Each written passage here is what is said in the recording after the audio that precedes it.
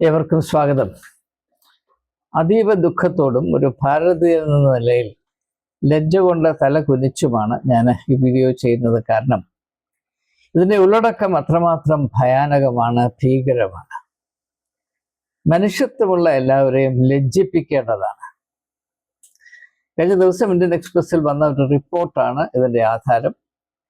ഒറീസയിൽ ഒരു Christian പാസ്റ്ററിനെ Bajrang Dal activist പിടിക്കുകയും ദേഹോപദ്രവിപ്പിക്കുകയും അദ്ദേഹത്തെ കെട്ടി വരഞ്ഞ് ഇട്ട് ബലമായി ചാണകം തീറ്റിക്കുകയും ജയശ്രീരാം വിളിപ്പിക്കുകയും ചെയ്ത സംഭവം, അതിൻ്റെ കാടത്തരം, അതിൻ്റെ മൃഗീയത, അതിൻ്റെ ബർബരിയത എത്ര ഭീകരമാണ് എന്ന് ഒന്ന് മനസ്സിലാക്കുന്നതിന് വേണ്ടി ആ സംഭവത്തെ സൂചിപ്പിക്കുന്ന ഒരു ചിത്രം അത് മാധ്യമങ്ങൾ പ്രസിദ്ധീകരിച്ചതായതുകൊണ്ട് ഞാൻ നിങ്ങളുടെ ശ്രദ്ധയിൽപ്പെടുത്തുകയാണ്. അതിനുശേഷം നിങ്ങൾ ശ്രദ്ധയോടെ നിങ്ങൾ കാണുകയും പരിഗണിക്കുകയും ചെയ്തതിനു ശേഷം ചില കാര്യങ്ങൾ ഇവരുമായി പങ്കിടണമെന്ന് താല്പര്യപ്പെടുകയാണ്. നിങ്ങൾക്ക് ഇത് കണ്ട് ഇരിക്കാമെങ്കിൽ കാണുക. ഇത് കണ്ടിരിക്കാൻ എനിക്ക് പ്രയാസമാണ്. ഇവിടെ എഴുതിയിരിക്കുന്നത് 40 Bajrang Dal militants tied a Christian pastor into temple, forced to eat cow dung and chant Jai Sri Ram slogan. ഇതാണ്. ഒരു നിമിഷം കൂടെ ഒന്ന് കണ്ടുകൊള്ളൂ. ഒരു ഇന്ത്യൻ പൗരൻ്റെ, അവൻ ക്രിസ്ത്യാനിയായി അവൻ്റെ മതത്തെ പ്രയോജനപ്പെടുത്താൻ ശ്രമിക്കുന്നു, അല്ലെങ്കിൽ ആരാധന നടത്താനുള്ള സ്വാതന്ത്ര്യം അവൻ ഉപയോഗപ്പെടുത്തുന്നു എന്നതുകൊണ്ട് അവന് വരുന്ന അല്ലെങ്കിൽ വന്ന ദുരവസ്ഥയാണിത്. അദ്ദേഹം പാസ്റ്ററാണ് എന്ന അദ്ദേഹത്തിൻ്റെ ക്ലറിക്കൽ കോളർ നോക്കിയാൽ നിങ്ങൾക്ക് മനസ്സിലാക്കാൻ കഴിയും. അദ്ദേഹത്തെ സമർത്ഥമായി കെട്ടി വരിഞ്ഞ് നിർത്തിയിട്ടുണ്ട്. പുറകിൽ നിന്ന് ആളുകൾ തള്ളുകയും മുമ്പിൽ നിന്ന് ആളുകൾ അയാളുടെ വാ പൊളിച്ച് അയാളുടെ വായിൽ ചാണകം കുത്തിക്കയറ്റുകയും ചെയ്യുന്ന മതപരമായ ഒരാചാരമായിട്ട് വേണമെങ്കിൽ നമുക്കിതിനെ കാണാം. ഇത് എൻ്റെ ശ്രദ്ധയിൽപ്പെട്ടിട്ട് ഇപ്പോൾ 2 ദിവസം കഴിഞ്ഞെങ്കിലും ഇതിനെപ്പറ്റി ഒരു വാക്ക് പറയാൻ ഉള്ള ആന്തരികമായ അവസ്ഥയിലായിരുന്നില്ല ഞാൻ എന്നതുകൊണ്ടാണ് വൈകിപ്പോയത്. എന്നാൽ ഇത് തികച്ചും അവഗണിക്കുന്നത് മനുഷ്യത്വത്തോട് കാണിക്കുന്ന ക്രൂരതയായിരിക്കും എന്നതുകൊണ്ട് മാത്രമാണ്. ഒരു മനുഷ്യർക്കും ഒരു നിമിഷം പോലും തങ്ങളുടെ മനസ്സ് മുട്ടിക്കുവാൻ യോഗ്യമല്ലാത്ത ഈ ബർബരീയമായ സംഭവത്തെ പറ്റി, അതുകൊണ്ട് നാം മനസ്സിലാക്കേണ്ടത് എന്താണ് എന്നതിനെപ്പറ്റി 2 വാക്ക് നിങ്ങളോടൊപ്പം ചിന്തിക്കുവാൻ ഞാൻ നിർബന്ധിതനായി തീർന്നത് എന്ന് ഞാൻ സമ്മതിച്ചു കൊള്ളട്ടെ. ഇത് മതേതര ജനാധിപത്യം നടമാടുന്ന, അല്ലെങ്കിൽ മതേതര ജനാധിപത്യത്തിൻ്റെ ആഗോള മാതൃകയായിരിക്കുന്ന ഭാരതത്തിൻ്റെ പുണ്യഭൂമിയിലാണ് ഇത് നടക്കുന്നത്. സ്വന്തം ദൈവത്തോട് മനുഷ്യന് തോന്നുന്ന പ്രീതിയും ബഹുമാനവും എരിവും ഇപ്രകാരം മാത്രമേ കാണിക്കാൻ ആളുകൾക്കിന്ന് അറിയുള്ളൂ. അത് മതം മൂലം മനുഷ്യന് സംഭവിച്ചുകൊണ്ടിരിക്കുന്ന അധപ്പതനത്തിൻ്റെയും മനുഷ്യരാഹിത്യത്തിൻ്റെയും ബർബരിയതയുടെയും ബാർബാരിറ്റി ഏറ്റവും പ്രത്യക്ഷമായ ഉദാഹരണമാണ്. ഈ പടം ഞാൻ കണ്ടപ്പോൾ എൻ്റെ മനസ്സ് 1999 സഞ്ചരിക്കുകയുണ്ടായിരുന്നു. അന്ന് ഇതേ സംസ്ഥാനത്ത്, അന്ന് ഇതിനെ ഒറീസ എന്നാണ് പറഞ്ഞുകൊണ്ടിരുന്നത്, ഇപ്പോൾ ഇതിനെ ഒഡീഷ എന്നാണ് പറയുന്നത്. അവിടെ മനോഹർപൂർ എന്ന സ്ഥലത്ത് ഗ്രഹാം സ്റ്റെയിൻസ് എന്ന് പറയുന്ന ഓസ്ട്രേലിയൻ മിഷണറിയും അദ്ദേഹത്തിൻ്റെ 2 ആൺമക്കളെയും, ഫിലിപ്പ് ആൻഡ് ടീമറ്റി, രാത്രിയിൽ അവർ കിടന്ന 2 ജീപ്പുകളിൽ കത്തിച്ച് അവരെ ചാമ്പലാക്കിയ സംഭവം. ആ സംഭവത്തിന് ശേഷം ഞാൻ അവിടെ പോവുകയും സന്ദർശിക്കുകയും ഗ്രഹാം സ്റ്റെയിൻസും തൻ്റെ മക്കളും കിടന്നുറങ്ങിയ 2 ജീപ്പുകളും ഞാൻ കാണുകയും അതിൽ നിന്ന് ഒരു കംപ്ലീറ്റ് കഷ്ണം മുറിച്ച് ഞാൻ എൻ്റെ ഭവനത്തിൽ കൊണ്ടുവരികയും ചെയ്തിട്ടുള്ളതാകുന്നു. മതം കൊണ്ട് അന്ന് എൻ്റെ മനസ്സിൽ ഉദിച്ച ചിന്തയാണ്, മതം കൊണ്ട് മനുഷ്യത്വത്തിന് സംഭവിക്കുന്ന അധപ്പതനം ഇത്ര ഭീകരമാണല്ലോ എന്നുള്ളത്. തൻ്റെ ദൈവത്തോടുള്ള സ്നേഹവും ആദരവും അല്ലെങ്കിൽ സംരക്ഷണ മനോഭാവവും പ്രകടിപ്പിക്കാൻ ഈ മൃഗീയം എന്ന് പറഞ്ഞാൽ മൃഗങ്ങളെ അപമാനിക്കേണ്ടി വരും, അതുകൊണ്ട് ഞാൻ ആ പദം ഉപയോഗിക്കുന്നില്ല. ഈ പൈശാചികമായ വിധം മാത്രമേ മനുഷ്യന് അറിയത്തുള്ളല്ലോ എന്നോർത്ത് ഞാൻ ദുഃഖിക്കുകയാണ്, എൻ്റെ ഉള്ള കരയുകയാണ്. നിങ്ങൾ ആരെങ്കിലും ഈ അവസ്ഥയിലാകുന്ന ഒരു സാഹചര്യം ഒരു നിമിഷം വിഭാവന ചെയ്ത് നോക്കൂ. വിശ്വസിക്കാൻ പ്രയാസമാണ്, വിഭാവന ചെയ്യാൻ പ്രയാസമാണ്, ഞാൻ നിർബന്ധിക്കുന്നില്ല. പക്ഷെ ഈ വീഡിയോയിൽ എനിക്ക് നിങ്ങളോട് പ്രത്യേകമായി പറയാനുള്ളത് ഒരേ ഒരു കാര്യമാണ്, അല്ലെങ്കിൽ ഒരേ ഒരു ചോദ്യമാണ് എനിക്ക് ഉന്നയിക്കാനുള്ളത്. എന്തുകൊണ്ടാണ് ഇത് സംഭവിക്കുന്നത്?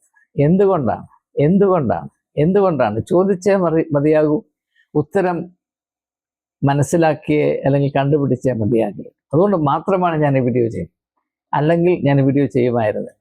എന്തുകൊണ്ടാണ്? എൻ്റെ മനസ്സ് എന്നോട് 1000 തവണ ചോദിച്ച ചോദ്യം ഇത് മാത്രമാണ്. എന്തുകൊണ്ടാണ്? പറയൂ, എന്തുകൊണ്ടാണ് ഒരു മനുഷ്യന് ഇങ്ങനെ പ്രവർത്തിക്കാൻ സാധിക്കും? മനുഷ്യനെന്ന് പറയുന്ന ഇരുകാലി മൃഗത്തിന് ഇങ്ങനെ ചെയ്യാൻ സാധിക്കും? അങ്ങനെ അവനെ ചെയ്യാൻ സഹായിക്കുന്ന, ചെയ്യുന്നത് ഒരു വലിയ ധാർമ്മികമായ കടമയാണ് എന്ന് ചിന്തിക്കാൻ പ്രേരിപ്പിക്കുന്ന ആ സാഹചര്യം, അവസ്ഥ എന്താണ്? അത് മാത്രമാണ് ഈ വീഡിയോയുടെ ഉള്ളടക്കം. നിങ്ങൾ സഹിഷ്ണുതയോടെ ഈ വീഡിയോ അവസാനം വരെ കാണണമെന്ന മനുഷ്യത്വത്തിൻ്റെ പേരിൽ ഞാൻ നിങ്ങളോട് അപേക്ഷിക്കുക. പ്രിയപ്പെട്ട സഹോദരങ്ങളെ, ഇന്ന് എന്ന് പറഞ്ഞാൽ കഴിഞ്ഞ ഏതാനും ദശകങ്ങളായി, പ്രത്യേകിച്ച് 1980-കൾക്ക് ശേഷം ഭാരതത്തിൽ ഭൂരിപക്ഷ മതം എന്ന് പറയുന്ന ഹിന്ദുമതം, അതിൻ്റെ സംരക്ഷകരായി സ്വയം ചുമതല ഏറ്റെടുത്തിരിക്കുന്ന ചില ആളുകൾ അവർ ഉൾപ്പെട്ടിരിക്കുന്ന ക്യാമ്പിനെ നമ്മൾ ഹിന്ദുത്വ എന്ന് പറയുന്നു. അവർ അഖിലേന്ത്യാ തലത്തിൽ ഹിന്ദു ഐക്യം സ്ഥാപിക്കുന്നതിന് വേണ്ടി വളരെ ശക്തമായി പ്രയോഗിച്ചുകൊണ്ടേയിരിക്കുന്ന തന്ത്രമാണ് മതന്യൂനപക്ഷങ്ങളോടുള്ള വെറുപ്പും വൈരാഗ്യവും കത്തിക്കുക എന്നുള്ളത്. എന്നാൽ ഇത് പറയുമ്പോൾ ആമുഖമായി എനിക്കൊരു വലിയ സത്യം സൂചിപ്പിക്കേണ്ട കടമയാണ്. അതായത്, ഞാൻ വളരെ ബഹുമാനത്തോടും ആദരവോടും കൂടെയാണ് ഹിന്ദു മതത്തെ പറ്റി എപ്പോഴും പരാമർശിച്ചിട്ടുള്ളത്. ഇപ്പോഴും അതിൽ നിന്ന് എനിക്ക് മാറ്റം വരുത്തുവാൻ സാധ്യമല്ല. കാരണം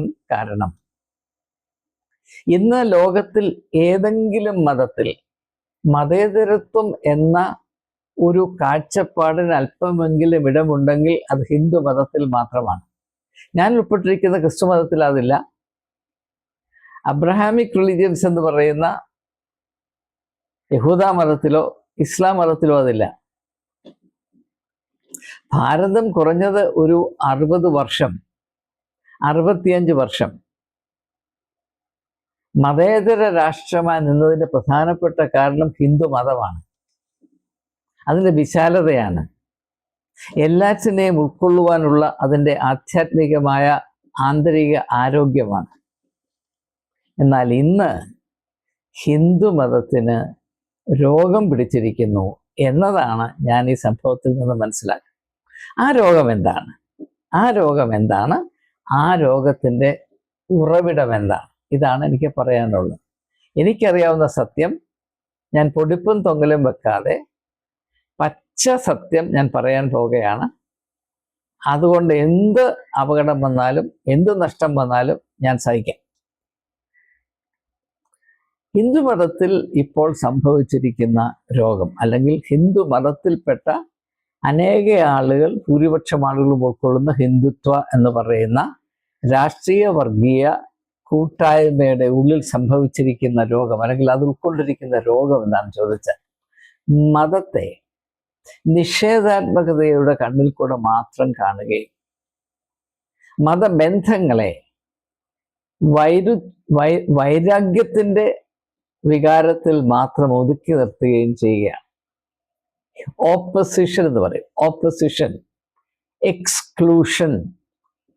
അങ്ങനെ അകൽച്ചയുടെയും വെറുപ്പിൻ്റെയും മനോഭാവത്തിൽ കൂടെ സ്വന്തം ദൈവങ്ങളോടും സ്വന്തം മതത്തോടും മത സംവിധാനത്തോടുമുള്ള കൂറ പ്രകടിപ്പിക്കാൻ മനുഷ്യൻ ചിന്തിക്കുമ്പോൾ അത് തികച്ചും പരിമിതവും പൈശാചികവുമായ ഒരു കാഴ്ചപ്പാടും സമീപനവും ആകയാൽ അങ്ങനെ ചിന്തിക്കുന്ന ആളുടെ മനസ്സിൽ പൊന്തി വരാൻ സാധ്യതയുള്ള ഏകമാർഗം, ഏകതന്ത്രം, ഒരേ ഒരു വഴി മറ്റുള്ള മതങ്ങളെ അപലപിക്കുകയും അടിച്ചമർത്തുകയും അതിൽ ഉൾപ്പെട്ടിരിക്കുന്ന ആളുകളെ അവർ മനുഷ്യരാണ് എന്ന് പോലും പരിഗണിക്കാതെ അവരെ ഏതെല്ലാം വിധത്തിൽ തരം താഴ്ത്തുകയും വിലയിടിക്കുകയും അവരുടെ മനുഷ്യ അന്തസ്സിനെയും അവകാശങ്ങളെയും നിരാകരിക്കുകയും ചെയ്യാമോ, ഏതെല്ലാം വിധത്തിൽ അവരെ ചവിട്ടി താഴ്ത്തി മണ്ണിലെ പൊടിയോട് അല്ലെങ്കിൽ തീട്ടത്തോട് ചേർക്കാമോ, അതാണ് തങ്ങളുടെ മതപരവും സാംസ്കാരികവുമായ മേന്മ തെളിയിക്കാനുള്ള ഏകമാർഗം എന്ന് ചിന്തിക്കാനേ സാധിക്കുകയുള്ളൂ. അതുകൊണ്ട് ഇപ്പോൾ ഹിന്ദുത്വ കേന്ദ്രീകൃതമായ ഹിന്ദു വികാരങ്ങൾ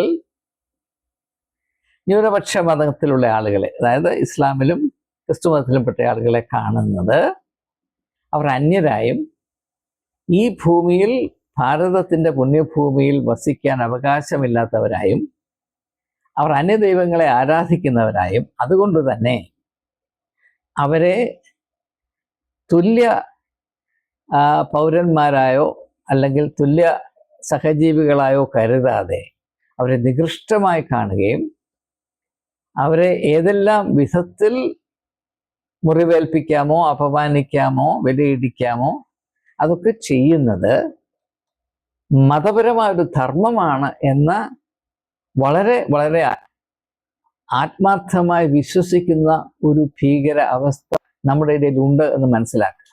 ഇങ്ങനെയുള്ള സംഭവങ്ങൾ ഒറ്റപ്പെട്ട സംഭവങ്ങളല്ല, ഒറ്റപ്പെട്ട സംഭവങ്ങളാണ് എന്ന് വരുത്തി വെക്കാൻ പലരും ശ്രമിക്കുന്നുണ്ട്. അത് ക്രിസ്ത്യാനികളുടെ ഇടയിലും അങ്ങനെയുള്ള മാന്യന്മാരുണ്ട്, അവരെ മെത്രാന്മാരെന്നൊക്കെ പറയും. കാരണം അവരെ സംബന്ധിച്ചിടത്തോളം സത്യം തിരിച്ചറിഞ്ഞാൽ അവർക്ക് തട്ടുകേടാണ് എന്നതുകൊണ്ട് ഇങ്ങനെയുള്ള സന്ദർഭ അവസ്ഥകളുടെ സത്യം അറിഞ്ഞതിനനുസരിച്ച് പ്രതികരിക്കാനുള്ള നട്ടല്ലോ ധാർമ്മികമായ ബോധമോ ആത്മധൈര്യവും ഇല്ലാത്തത് കൊണ്ട് ഇവയെ തുച്ഛീകരിച്ച് വല്ല വിധേനയും തൊഴിക്കുന്ന കാല് നക്കി അതുകൊണ്ട് തങ്ങളുടെ തൊലി സംരക്ഷിക്കാമെന്ന ഒരേ ഒരു പരിഗണനയിൽ അവർ വാർത്തെടുക്കുന്ന തന്ത്രങ്ങൾ മാത്രമേ അവർ പ്രയോഗിക്കുകയുള്ളൂ, അത് മാത്രമേ ഞാൻ അവരിൽ നിന്ന് പ്രതീക്ഷിക്കുന്നുള്ളൂ, അത് മാത്രമേ നാം ഇതിനെ കണ്ടിട്ടുള്ളൂ. എന്നാൽ ഇത് സത്യം മനസ്സിലാക്കാൻ ബാക്കിയുള്ളവരെങ്കിലും കൂട്ടാക്കണം. ഇപ്പോൾ നമ്മുടെ ഭാരതത്തെ വളരെ വ്യാപകമായി ഗ്രഹിച്ചിരിക്കുന്ന, പിടിച്ചിരിക്കുന്ന അല്ലെങ്കിൽ കീഴടക്കിയിരിക്കുന്ന മതഭ്രാന്തിൻ്റെ കാഴ്ചപ്പാടിൽ നോക്കുമ്പോൾ ഭൂരിപക്ഷ മതമായ ഹിന്ദുമതം അല്ലെങ്കിൽ അതിൽപ്പെട്ട ആളുകൾ തുച്ഛമായ അംഗസംഖ്യയുള്ള ന്യൂനപക്ഷ മതങ്ങളെയും അതിൻ്റെ അനുയായികളെയും കീഴടക്കുക എന്ന വാക്കാണ് കോൺക്വസ്റ്റ്.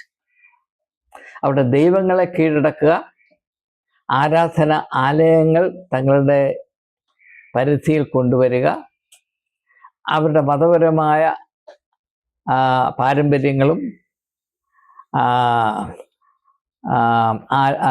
ആചാരങ്ങളും വിശ്വാസ പ്രമാണങ്ങളും അപലപിക്കുക, അതിലെ ബുദ്ധിശൂന്യത ഊതി വീർപ്പിച്ച് കാണിക്കുക. എല്ലാറ്റിനുമുപരി അവർ ഈ രാജ്യത്തിന് ശാപമാണ് എന്നും അധികപ്പറ്റാണ് എന്നും അവരുടെ ഉള്ളതാണ് നമ്മുടെ ഏറ്റവും വലിയ ശാപമെന്നുമുള്ള ഒരവസ്ഥ സൃഷ്ടിക്കാനുള്ള വ്യാപകമായ ശ്രമം നടക്കുന്നുണ്ട് എന്നത് തിരിച്ചറിയേണ്ട ആവശ്യമാണ്. അപ്പോൾ ഇങ്ങനെ മതത്തെ കാണുന്ന വിധം, അതായത് ഹിന്ദുമതം എപ്രകാരമാണ് കഴിഞ്ഞ എത്രയോ നൂറ്റാണ്ടുകളായി, ശതാബ്ദങ്ങളായി മറ്റു മതങ്ങളെ കണ്ടത്, ആ വിശാലത, ആ ഒരു ആത്മീകമായ എന്താ പറയുന്നത്, ആതിഥേയത്വം, സ്പിരിച്വൽ ഹോസ്പിറ്റാലിറ്റി, മറ്റുള്ളവരെ സ്വീകരിപ്പാനും അവരുടെ നന്മയുണ്ടെങ്കിൽ അത് കാണുവാനും സ്വീകരിപ്പാനും, വേണ്ടി വന്നാൽ അനുകരിപ്പാനും, സമാധാനത്തോടും സ്നേഹത്തോടും സഹവർത്തിത്വം ആചരിക്കുന്നതാണ് മനുഷ്യൻ്റെ ഏറ്റവും അഭികാമ്യമായ അവസ്ഥ എന്ന് മനസ്സിലാക്കുവാനുമൊക്കെ ഹിന്ദുമതത്തിൽ എത്രയോ നാളുകളായി കഴിഞ്ഞിരുന്നു. എന്നാൽ ആ അവസ്ഥ ഇതാ നമുക്ക് നഷ്ടപ്പെട്ടുകൊണ്ടിരിക്കുന്നു. അതുകൊണ്ടാണ് ഞാൻ പറഞ്ഞത്, ഭൂരിപക്ഷ മതബോധത്തിൽ ഹിന്ദുത്വയുടെ പ്രസരം മൂലം, അതിപ്രസരം മൂലം രോഗം അല്ലെങ്കിൽ സംക്രമവ്യാധി, എപ്പിഡമിക്, പകർച്ചവ്യാധി പറ്റിയിരിക്കുന്നു എന്നതാണ് ഇതിൽ കൂടെ നാം മനസ്സിലാക്കേണ്ട കാര്യം. ആ വ്യാധി എന്താണ്? മതത്തെ മനസ്സിലാക്കുന്ന വിധത്തിൽ നുഴഞ്ഞു കയറിയിട്ടുള്ള പൈശാചികമായ ധാരണ. ആ ധാരണ എന്താണ്?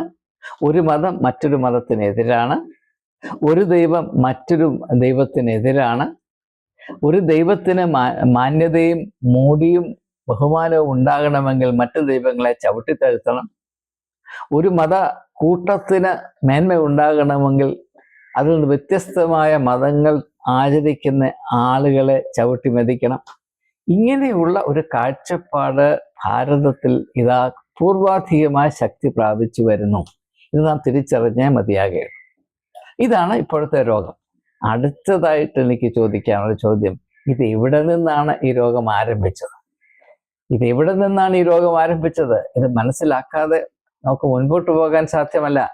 ഇരുന്ന് മോങ്ങിയാൽ ഒരു പ്രയോജനവുമില്ല. സത്യം തിരിച്ചറിഞ്ഞാൽ മാത്രമേ എന്തെങ്കിലും വിടുതൽ ഉണ്ടാകുകയുള്ളൂ എന്ന ചുമതല ബോധത്തോടെ മാത്രമാണ് ഞാൻ ഇനിയും പറയാൻ പോകുന്ന കാര്യങ്ങൾ പറയുന്നത്. എന്നെ കേൾക്കുന്ന സഹോദരീ സഹോദരങ്ങളെ, ക്രിസ്ത്യാനികളും മുസ്ലിങ്ങളുമായ സഹോദരീ സഹോദരങ്ങളെ, മതങ്ങൾ തമ്മിലുള്ള പരസ്പരമായ വേഴ്ചയിൽ, അഭിമുഖത്തിൽ, വ്യവഹാരങ്ങളിൽ ഈ ശത്രുതാ മനോഭാവം അല്ലെങ്കിൽ ഈ വേറിടുന്നതിൻ്റെ മനോഭാവം, അസഹിഷ്ണുതയുടെ മനോഭാവം, ഞങ്ങളെ കഴിച്ച് ബാക്കിയുള്ളവരെല്ലാവരും നികൃഷ്ടരാണ് എന്നും അവരുടെ അവസ്ഥ അന്ധകാരവും അബദ്ധവും മാത്രം നിറഞ്ഞിരിക്കുന്നതാണ് എന്നും, ഞങ്ങൾ മാത്രം, സ്വർഗം ഞങ്ങൾക്ക് വേണ്ടി മാത്രമുള്ളതാണെന്നും, ദൈവം ഞങ്ങളുടെ സ്വകാര്യ സ്വത്താണ് എന്നുമുള്ള വളരെ അപകടകരമായ തെറ്റിദ്ധാരണകൾ വളരെ ശക്തമായി ഈ ഭാരത മണ്ണിൽ അവതരിപ്പിച്ചത് ക്രിസ്ത്യാനികളും മുസ്ലിങ്ങളുമാണ്. അവരിൽ നിന്ന് മാത്രമാണ് ഈ വ്യാധി പടർന്ന് ഹിന്ദു സമൂഹത്തിലേക്ക്, മതത്തിലേക്കല്ല, ഹിന്ദു സമൂഹത്തിലേക്ക് വ്യാപിച്ചു കഴിഞ്ഞത്. ഞാൻ മുൻപൊരു വീഡിയോയിൽ പറഞ്ഞതുപോലെ, മതവർഗീയത ക്രിസ്ത്യാനികളിൽ നിന്നും മുസ്ലിങ്ങളിൽ നിന്നുമാണ് ഹിന്ദുക്കൾ പഠിച്ചത്. ഇത് പറയുമ്പോൾ ഹിന്ദുക്കൾക്കും മുസ്ലിങ്ങൾക്കും എന്നോട് കടുത്ത ദ്വേഷം ഉണ്ടാകുമെന്ന് എനിക്കറിയാം. പക്ഷേ സത്യം പറയാതെ നിവൃത്തിയില്ല. അതുകൊണ്ട് ഞാൻ പറയുകയാണ്, ഹിന്ദുക്കൾക്ക് എല്ലാ ഹിന്ദുക്കളും അല്ല, ഇന്നും വളരെ വളരെ ആത്മീയമായി സമചിത്തതയോടെ ചിന്തിക്കുകയും പ്രവർത്തിക്കുകയും പ്രതികരിക്കുകയും ചെയ്യുന്ന ഹിന്ദുക്കളാണ് ഭൂരിപക്ഷം. എന്നാൽ അവരുടെ എണ്ണം ഇനിയുള്ള കാലങ്ങളിൽ കുറഞ്ഞു വരികയും വർഗീയ വെറിയോടുകൂടെ മാത്രം സ്വന്തം ദൈവങ്ങളുടെ സംരക്ഷണത്തിന് വേണ്ടി മറ്റുള്ളവരെ കാണുകയും ക്രൂരമായി പെരുമാറുകയും അവരെ അപമാനിക്കുകയും മൃഗീയമായി കൈകാര്യം ചെയ്യുന്നത് മാത്രമാണ് തങ്ങളുടെ ഭക്തിയുടെ ആധികാരികമായ പ്രകടനമെന്ന് വിശ്വസിക്കുന്നവരുടെ അക്കം, അവരുടെ നമ്പർ കൂടി വരികയും ചെയ്യും. അതുകൊണ്ട് ഇങ്ങനെയുള്ള സംഭവങ്ങൾ വർദ്ധിക്കാനാണ് സാധ്യത. അപ്പോൾ ഇതിൻ്റെ പ്രവർത്തന പ്രമാണം, വർക്കിംഗ് പ്രിൻസിപ്പിൾ എന്താണ്? മതങ്ങൾ തമ്മിലുള്ള ബന്ധം എന്തായിരിക്കണം? ഞാൻ നിങ്ങളോട് ഓരോരുത്തരോടും, ക്രിസ്ത്യാനികളോടും ഹിന്ദുക്കളോടും ചോദിക്കുകയാണ്, കഴിഞ്ഞ കാലങ്ങളിൽ മതങ്ങൾ തമ്മിലുള്ള ബന്ധത്തെ നാം എങ്ങനെയാണ് കണ്ടത്? ഞാൻ 35 വർഷങ്ങൾക്ക് മുൻപ് കൺവേർഷനെതിരായിട്ട് ഒരു നിലപാടെടുത്തു. അന്ന് ക്രിസ്ത്യാനികൾ മുഴുവനും എനിക്കെതിരെ വളരെ ശക്തമായി ആഞ്ഞടിച്ചു. അന്ന് ഞാൻ അപ്രകാരം ഒരു നിലപാടെടുക്കാൻ പല കാരണങ്ങളുണ്ട്. അതിലൊരു കാരണം, വടക്കേ ഇന്ത്യയിൽ പലയിടത്തും ഹിന്ദു മതത്തിൽ നിന്ന്, പ്രത്യേകിച്ച് ലോവർ കാസ്റ്റ് ഹിന്ദുസ്, താണ കാസ്റ്റിലുള്ള ആളുകൾ അത് ഉപേക്ഷിച്ച് ക്രിസ്ത്യാനികളാകുമ്പോൾ അവരെ ക്രിസ്ത്യാനികളാക്കുന്ന ചടങ്ങിൽ, അവരുടെ ബാപ്റ്റിസം, അവരുടെ സ്നാന ചടങ്ങുകളിൽ അവരാരാധിച്ചു കൊണ്ടിരുന്ന ബിംബങ്ങളെ തകർത്ത് കളയുന്നത്, എല്ലാവരുടെയും മുമ്പിൽ വെച്ച് തകർത്ത് കളയുന്നത് ആ പ്രക്രിയയുടെ ഒരു ഭാഗമായിരുന്നു. അതിൻ്റെ അപകടം 35 വർഷങ്ങൾക്ക് മുമ്പ് ഞാൻ തിരിച്ചറിഞ്ഞതാണ്. അതൊരു വിധത്തിലും ന്യായീകരിക്കാൻ കഴിയാത്ത കാര്യമാണ്. മാത്രവുമല്ല,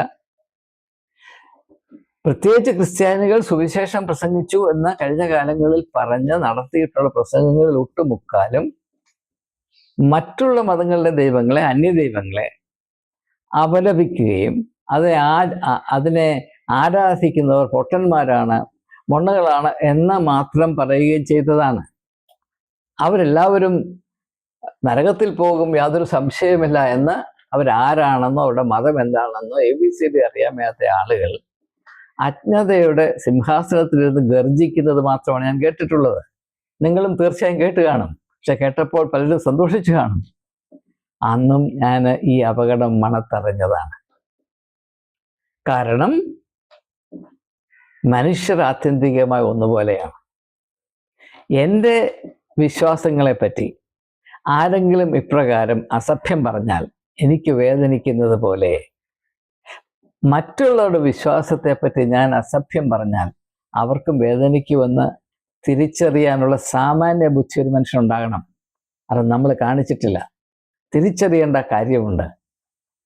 ഞാനിത് പറയുമ്പോൾ ഈ പാസ്റ്റർ നായിക് NAIK അദ്ദേഹത്തിൻ്റെ ഈ വലിയ അപമാനത്തെ, അസഹനീയമായ യാതനയെ നമിച്ചുകൊണ്ട് തന്നെ പറയുകയാണ്.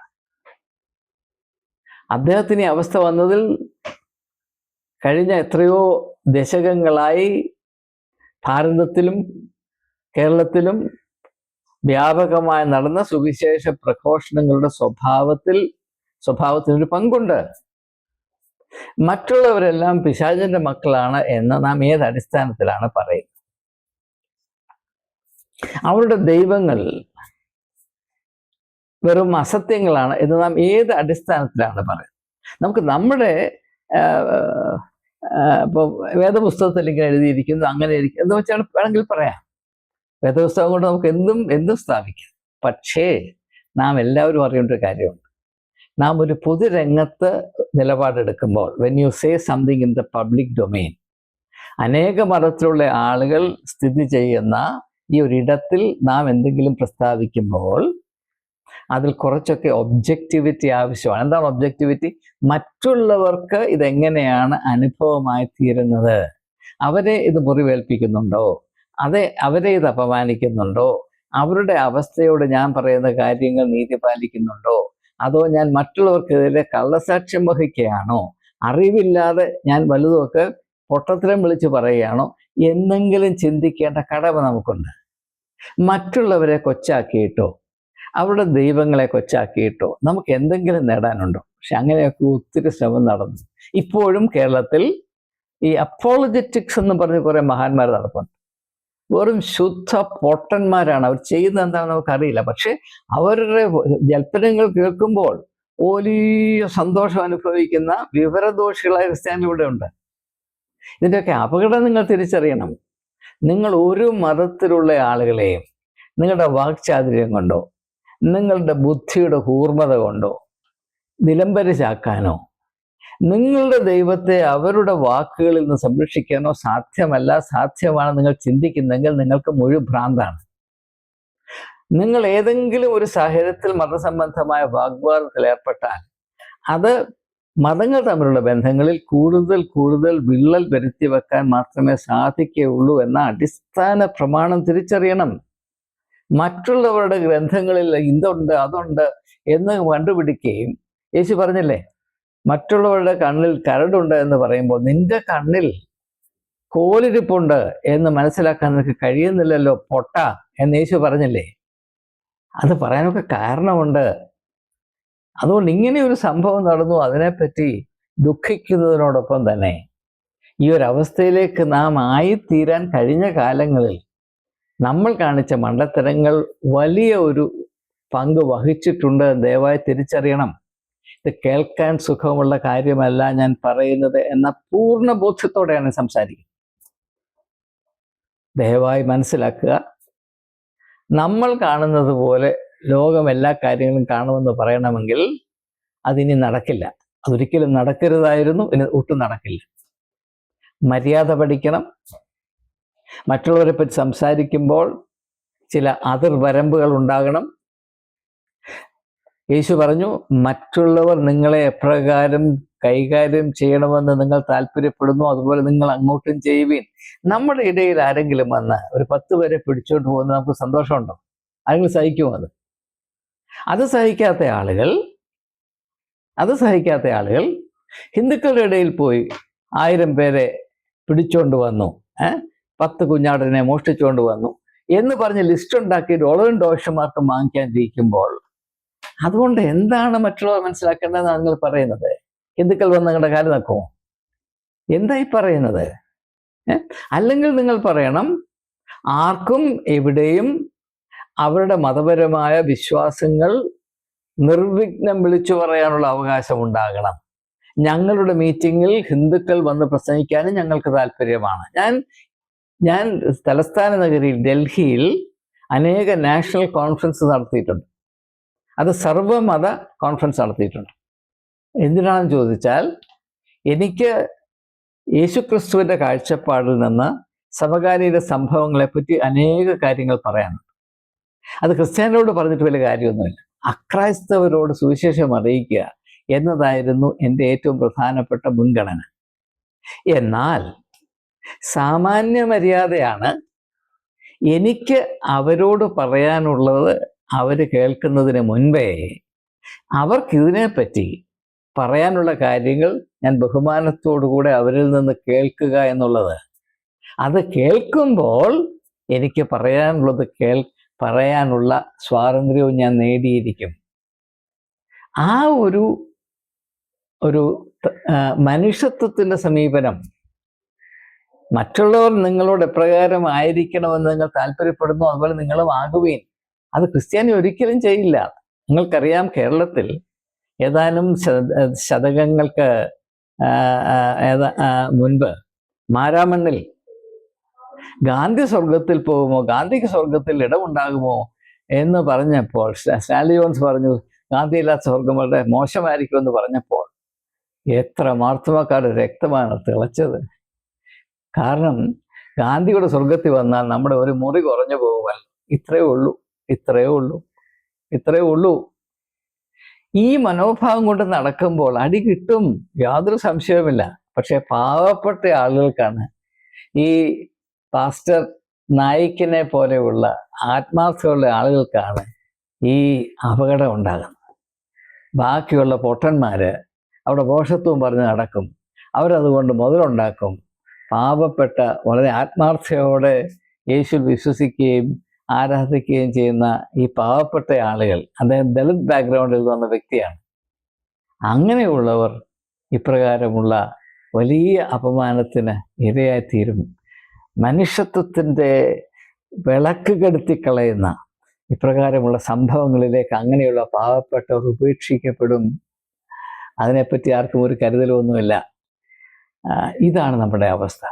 അതുകൊണ്ട് ഭാരതത്തിൽ ഇപ്പോൾ സംഭവിച്ചുകൊണ്ടിരിക്കുന്ന ക്രിസ്ത്യാനികൾക്കെതിരെയുള്ള മനഃപൂർവമായ വർഗീയ ആക്രമണം, അതിൻ്റെ ഉറവിടം നാം തന്നെ ഭാരതത്തിന് സംഭാവന ചെയ്ത വർഗീയമായ കാഴ്ചപ്പാടും, ആ വർഗീയതയിൽ കൂടി നോക്കുമ്പോൾ ബാക്കിയുള്ളവരെല്ലാം നികൃഷ്ടരാണ് എന്നും അവരെ വെറുക്കുന്നത് നമ്മുടെ ധർമ്മമാണ് എന്നും നാം ധരിച്ച, തികച്ചും യേശുവിൻ്റെ കാഴ്ചപ്പാടിനെ കൊഞ്ഞണം കുത്തുന്ന ഈ ഒരു സമീപനമായിരുന്നു.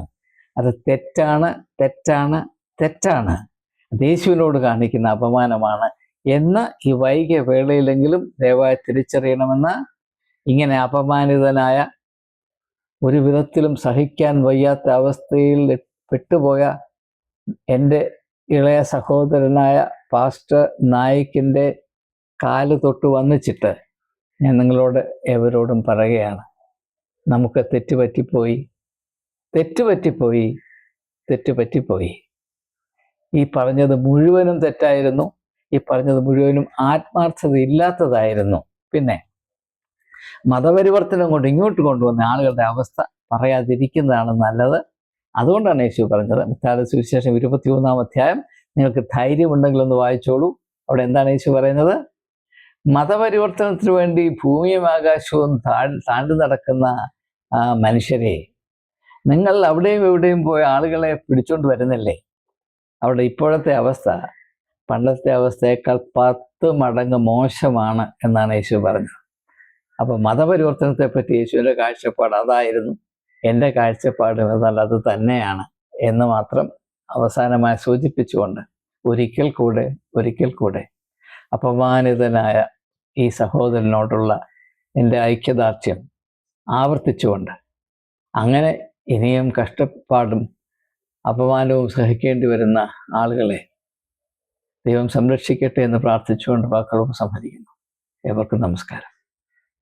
ദൈവം നമ്മുടെ രാജ്യത്തിന് രോഗശാന്തി നൽകുമാറാകട്ടെ. ആമേൻ.